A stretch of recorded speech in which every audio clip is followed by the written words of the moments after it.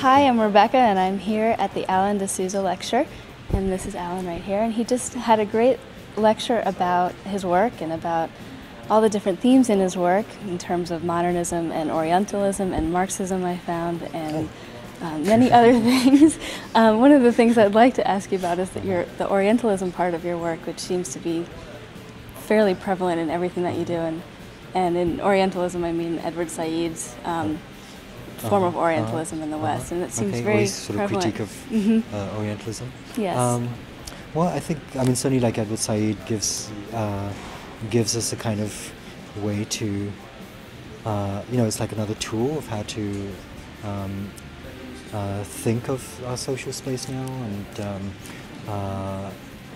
you know, the different layers of meaning within society, and often they're sort of we think that those things are from a past era, and part of my interest is to examine the kind of vestiges of them, like how do those things still continue. So actually one of the sort of projects I had been doing was photographing what I saw as very Orientalist spaces within the US. I would go to theme parks like you know, Disneyland, but also casinos and hotels, that like the Taj Casino in Atlantic City, and so how the sort of very obvious and blatant sort of, I mean, they're not, you know, they're too blatant to be vestiges, but the sort of reenactments of Orientalism, how they still continue, you know, in our sort of fantasy lives, and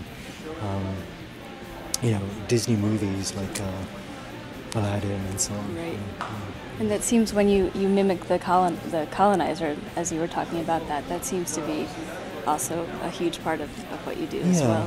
Well, I think because you know, as like, when I moved to England, you know, so most of my education was in England, that the way that I learned about India, because I never lived in India, was through Orientalist texts.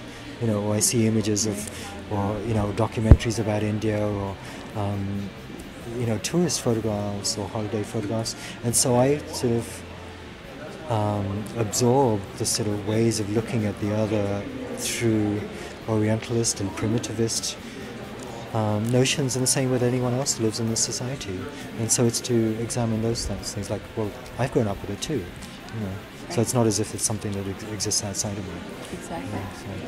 Well, great. Thank you very much, and hope you will hear more about the lecture soon.